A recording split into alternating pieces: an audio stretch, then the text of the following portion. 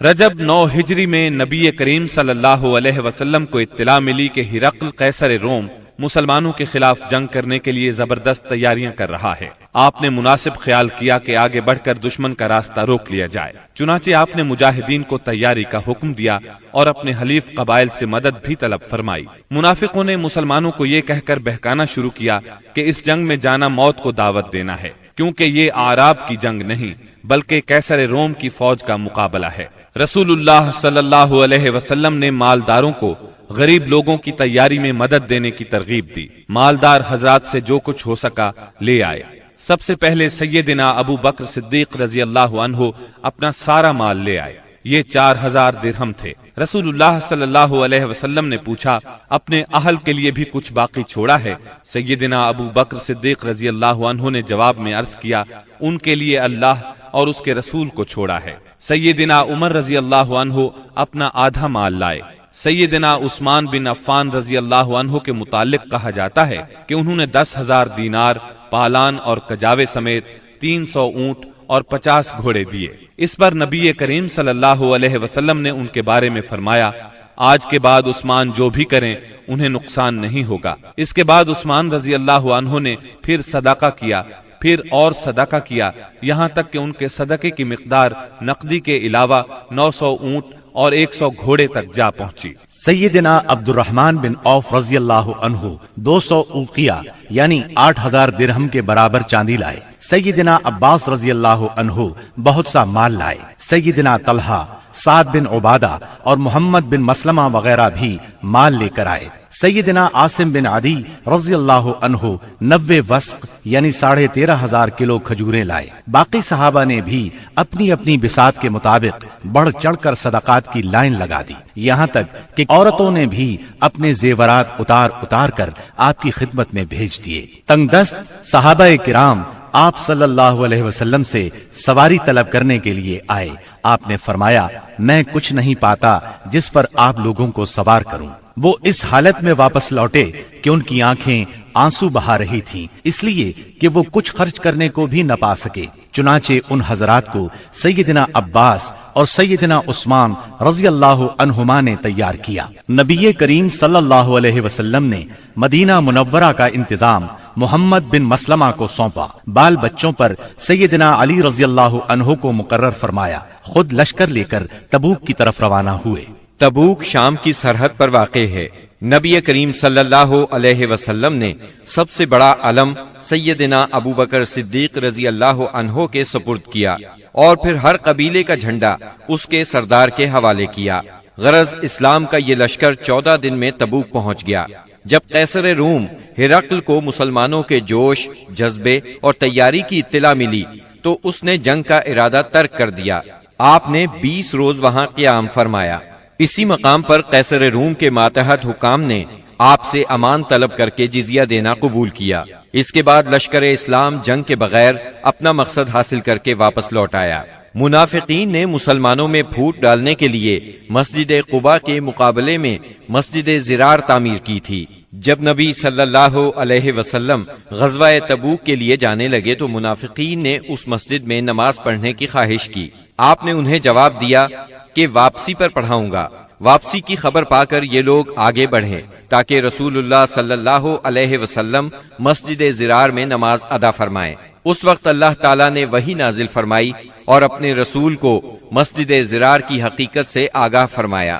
یہ ذکر سورہ توبہ کی آیات 107 اور 108 میں آیا ہے۔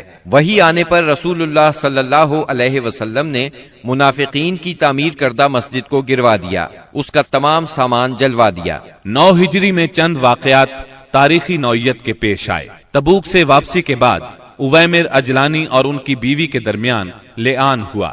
غامدیہ نامی ایک عورت آپ کی خدمت میں حاضر ہوئی، اس نے بدکاری کا اقرار کیا۔ آپ نے اسے رجم کرنے کا حکم فرمایا، لیکن وہ بچے کی ماں بننے والی تھی، لہٰذا بچے کی پیدائش کے بعد رجم کیا گیا۔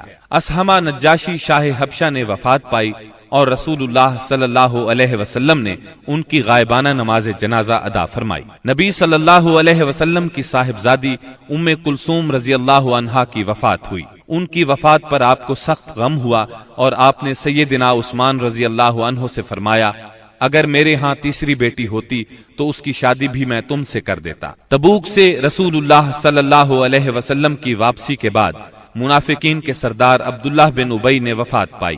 رسول اللہ صلی اللہ علیہ وسلم نے اس کے لیے دعائے مغفرت کی۔ سیدنا عمر رضی اللہ عنہ نے آپ سے عرض کیا آپ اس کی نماز جنازہ نہ پڑھیں، لیکن آپ نے نماز پڑھی۔ بعد میں وحی نازل ہوئی، اس میں سیدنا عمر رضی اللہ عنہ کی رائے کی تائید نازل ہوئی۔ رسول اللہ صلی اللہ علیہ وسلم اور مسلمانوں کو منافقین کی نماز جنازہ پڑھنے سے روک دیا گیا۔ اس سال کے دوران میں حج فرض ہوا۔ رسول اللہ صلی اللہ علیہ وسلم نے 300 صحابہ کرام کا ایک قافلہ حج کے لیے روانہ فرمایا۔ سیدنا ابو بکر صدیق رضی اللہ عنہ کو امیر حج مقرر کیا اور انہیں ہدایت کر دی کہ سب کو حج کا اسلامی طریقہ بتائیں۔ سیدنا ابو بکر صدیق رضی اللہ عنہ کی روانگی کے بعد سورہ برات یعنی سورہ توبہ کی ابتدائی آیات نازل ہوئیں، جس میں ان تمام مشرکین سے عہد توڑنے کا حکم تھا جنہوں نے اپنے عہد کی پاسداری نہیں کی تھی، اور ان کو اور ان لوگوں کو جن کا سرے سے کوئی عہد ہی نہیں تھا 4 مہینے کی مہلت دی گئی تھی کہ اس دوران میں جس طرح چاہیں زمین میں گھوم پھر لیں، تاکہ انہیں معلوم ہو جائے کہ وہ اللہ کو بے بس نہیں کر سکتے، اور یہ کہ اللہ کافروں کو رسوا کر کے رہے گا۔ البتہ جو مشرکین اپنے عہد پر قائم تھے اسے توڑا نہیں تھا اور مسلمانوں کے خلاف کسی کی مدد نہیں کی تھی، ان کا عہد پورا کرنے کا حکم دیا گیا۔ آپ نے سیدنا علی رضی اللہ عنہ کو یہ آیات دے کر ناقہ پر سوار کیا اور روانہ فرمایا۔ انہوں نے حجاج کے قافلے کو راستے ہی میں جا لیا۔ سیدنا ابو بکر صدیق رضی اللہ عنہ نے امیر حج ہونے کی حیثیت سے ارکان حج ادا کیے، اور اس کے بعد سیدنا علی رضی اللہ عنہ نے سورہ برات کی ابتدائی آیات سنائیں۔ اس کے بعد سیدنا ابو بکر صدیق رضی اللہ عنہ نے صحابہ کرام کی ایک جماعت بھیج کر یہ اعلان کر دیا کہ اس سال کے بعد کوئی مشرک حج نہیں کر سکتا اور نہ کوئی ننگا آدمی بیت اللہ کا طواف کر سکتا ہے۔ یہ اعلان گویا جزیرت العرب سے بت پرستی کے خاتمے کا اعلان تھا، یعنی اس سال کے بعد بت پرستی کے لیے آمد و رفت کی کوئی گنجائش نہیں۔ غیر مسلم قوموں کے لیے جزیے کی ادائیگی کی فرضیت اور سود کی ممانعت کا حکم نازل ہوا۔ رسول اللہ صلی اللہ علیہ وسلم جو ہی تبوک سے مدینے واپس آئے، وفود کی آمد کا سلسلہ شروع ہو گیا۔ یہ سلسلہ اگلے برس 10 ہجری تک جاری رہا۔ عرب کے قبیلوں اور خاندانوں نے اپنے اپنے نمائندے بھیجے، اور بعض رؤسا، غلام، یتیم، غربا اور خواتین بذات خود مدینہ منورہ آئے تاکہ اسلام اور پیغمبر اسلام کے بارے میں پتہ لگائیں اور خود اپنی آنکھوں سے سب کچھ دیکھ لیں۔ جب یہ لوگ مدینہ آ کر قیام کرتے اور آپ کو دیکھتے تو بعض لوگ تو دیکھتے ہی پکار اٹھتے، اللہ کی قسم یہ چہرہ کسی جھوٹے نبی کا نہیں ہو سکتا۔ اس کے بعد اسلام قبول کر لیتے۔ جب جزیرہ عرب میں دعوت و تبلیغ مکمل ہو گئی اور اللہ نے اہل ایمان کی ایک ایسی جماعت پیدا فرما دی جو دعوت کی حفاظت کی ضامن اور اسے زمین کے کونے کونے تک پہنچانے کی کفیل تھی، تو اللہ تعالیٰ نے چاہا کہ رسول اللہ صلی اللہ علیہ وسلم کو انتقال سے قبل ان کی جہد پیہم کا ثمرہ بھی دکھلا دے۔ چنانچہ آپ کو ذی الحج 10 ہجری میں بیت اللہ کے حج سے مشرف فرمایا۔ آپ نے حج کا ارادہ فرمایا تو لوگوں میں اس کا اعلان کر دیا۔ آپ کا ارادہ حج سن کر تمام عرب ساتھ جانے کے لیے ٹوٹ پڑا۔ ہفتے کے دن 26 ذی-القعدہ کو آپ نے کوچ کی تیاری فرمائی، بالوں میں کنگھی کی، تیل لگایا، تہبند پہنا، چادر اوڑھی اور ظہر کی نماز کے بعد مدینے سے چل پڑے اور عصر سے پہلے ذوالحلیفہ پہنچ گئے۔ وہاں پہنچ کر 2 رکعت نماز عصر پڑھی اور رات بھر خیمہ زن رہے۔ صبح ہوئی تو صحابہ کرام سے فرمایا، رات میرے پروردگار کی طرف سے ایک آنے والا آیا، اس نے کہا اس مبارک وادی میں نماز پڑھو اور کہو حج میں عمرہ ہے۔ اس کے بعد آپ صلی اللہ علیہ وسلم نے اپنا سفر جاری رکھا۔ ہفتہ بھر بعد مکے کے قریب پہنچے تو ذی طوا میں رات گزاری اور وہیں نماز فجر پڑھ کر غسل فرمایا، پھر مسجد حرام میں داخل ہوئے۔ یہ اتوار 4 ذی الحج کی صبح تھی۔ وہاں حجر اسود کو بوسہ دیا، بیت اللہ کا 7 مرتبہ طواف کیا۔ طواف کے بعد مقام ابراہیم پر نماز پڑھی اور دوبارہ حجر اسود کو بوسہ دیا۔ پھر کوہ صفا پر آئے، صفا اور مروہ کے درمیان سعی کی۔ اس کے بعد اعلان فرمایا، جس شخص کے ساتھ قربانی کا جانور نہ ہو وہ احرام کھول دے۔ 8 ذی الحج ترویہ کے دن آپ مکہ سے مینا تشریف لے گئے۔ اور وہاں 9 ذی الحج کی صبح تک قیام فرمایا۔ ظہر، عصر، مغرب، عشاء اور فجر کی نمازیں وہیں پڑھیں، پھر اتنی دیر ٹھہرے کہ سورج طلوع ہو گیا۔ اس کے بعد عرفہ کو چل پڑے۔ وہاں پہنچے تو وادی نمرہ میں قبہ تیار تھا، اسی میں اترے۔ جب سورج ڈھل گیا تو آپ کے حکم سے آپ کی اونٹنی قصواء پر کجاوا کسا گیا اور آپ بطن وادی میں تشریف لے گئے۔ اس وقت آپ کے گرد 1,24,000 یا 1,44,000 انسانوں کا سمندر ٹھاٹھیں مار رہا تھا۔ آپ نے ان کے درمیان ایک جامع خطبہ ارشاد فرمایا۔ جو لوگ خطبے کے جملوں کو سن رہے تھے وہ دوسروں تک پہنچا رہے تھے اور سنانے کے لیے بلند آواز سے دہرا رہے تھے۔ آپ صلی اللہ علیہ وسلم نے ارشاد فرمایا، جو لوگ یہاں موجود نہیں ہیں ان کو سننے والے یہ پیغام پہنچا دیں۔ نبی کریم صلی اللہ علیہ وسلم نے اپنے اس خطبے میں ارشاد فرمایا، لوگو میری باتوں کو غور سے سنو، کیونکہ میں نہیں جانتا، شاید اس سال کے بعد اس مقام پر میں تم سے کبھی نہ مل سکوں۔ لوگو جیسا کہ یہ دن، یہ مہینہ اور یہ شہر مکہ حرمت والا ہے، اسی طرح ایک دوسرے کے جان و مال تم پر حرام ہے۔ سن لو، جاہلیت کی ہر چیز میرے پاؤں تلے روند دی گئی، جاہلیت کے خون بھی ختم کر دیے گئے، اور ہمارے خون میں سے پہلا خون ربیعہ بن حارث کے بیٹے کا خون ہے، میں اس کو ختم کر رہا ہوں۔ یہ بچہ بنو سعد میں دودھ پی رہا تھا کہ انہی ایام میں قبیلہ بنو حذیل نے اسے قتل کر دیا، اور جاہلیت کا سود ختم کر دیا گیا، اور ہمارے سود میں سے پہلا سود عباس بن عبد المطلب کا ہے، میں اس کو ختم کر رہا ہوں۔ اب یہ سارے کا سارا سود ختم ہے۔ اے لوگو، عورتوں کا تم پر حق ہے جیسا کہ تمہارا ان پر حق ہے، عورتوں کے ساتھ بھلائی کرو، تمہیں بہت جلد اللہ کے سامنے حاضر ہونا ہے، اور وہ تم سے تمہارے اعمال کے بارے میں سوال فرمائے گا۔ خبردار خبردار، میرے بعد گمراہ نہ ہو جانا۔ لوگو، نہ تو میرے بعد کوئی پیغمبر ہے، نہ کوئی اور امت ہی پیدا ہونے والی ہے۔ خوب سن لو، اپنے پروردگار کی عبادت کرنا، پنجگانہ نماز ادا کرنا، رمضان کے روزے رکھنا، اپنے مالوں کی زکوٰۃ دینا، تمام مسلمان محکوم ہوں یا آزاد یکساں ذمہ داریاں اور حقوق رکھتے ہیں۔ اعمال دین کے سوا کسی کو کسی پر کوئی فضیلت نہیں۔ تم اپنے غلاموں کو وہ کھلاؤ جو تم خود کھاتے ہو، اور انہیں وہ لباس پہناؤ جو تم خود پہنتے ہو۔ ان پر نہ کوئی ظلم کرو اور نہ ان کا کوئی حق چھینو۔ امانتیں ان کے مالکوں کے سپرد کرنا چاہیے۔ دوسروں پر ظلم نہ کرو تاکہ تم پر بھی ظلم نہ کیا جائے۔ سود حرام ہے۔ شیطان اس سرزمین میں اپنی پرستش سے مایوس ہو گیا۔ پھر فرمایا، اور میں تم میں ایسی چیز چھوڑے جا رہا ہوں کہ اگر تم نے اس کو مضبوطی سے پکڑے رکھا تو اس کے بعد ہرگز گمراہ نہیں ہوگے، اور وہ ہے اللہ کی کتاب۔ لوگو، اپنے رب کے گھر کا حج کرنا اور اپنے حکمرانوں کی اطاعت کرنا، ایسا کرو گے تو اپنے رب کی جنت میں داخل ہوگے۔ ہاں، تم سے میرے متعلق پوچھا جانے والا ہے، تو تم لوگ کیا کہو گے؟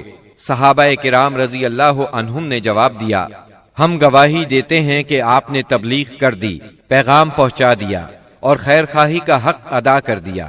یہ سن کر آپ نے شہادت کی انگلی کو آسمان کی طرف اٹھایا اور لوگوں کی طرف جھکاتے ہوئے 3 بار فرمایا، اے اللہ، گواہ رہنا۔ آپ کے ارشادات کو ربیعہ بن امیہ بن خلف اپنی بلند آواز سے لوگوں تک پہنچاتے رہے۔ جب آپ خطبہ دینے سے فارغ ہو چکے تو اللہ عز و جل نے میدان عرفات ہی میں تکمیل دین کی آیت نازل فرمائی، آج میں نے تمہارے لیے تمہارا دین مکمل کر دیا اور تم پر اپنی نعمت پوری کر دی، اور تمہارے لیے اسلام کو بحیثیت دین پسند کر لیا۔ سیدنا عمر رضی اللہ عنہ نے یہ آیت سنی تو رونے لگے۔ ان سے پوچھا گیا، آپ کیوں رو رہے ہیں؟ فرمایا، اس لیے کہ کمال کے بعد زوال ہی تو ہے۔ خطبے کے بعد بلال رضی اللہ عنہ نے اذان دی، پھر اقامت کہی۔ رسول اللہ صلی اللہ علیہ وسلم نے ظہر کی نماز پڑھائی۔ اس کے بعد بلال نے پھر اقامت کہی اور آپ نے عصر کی نماز پڑھائی، اور ان دونوں نمازوں کے درمیان کوئی اور نماز نہیں پڑھی۔ اس کے بعد سوار ہو کر آپ جائے وقوف پر تشریف لائے۔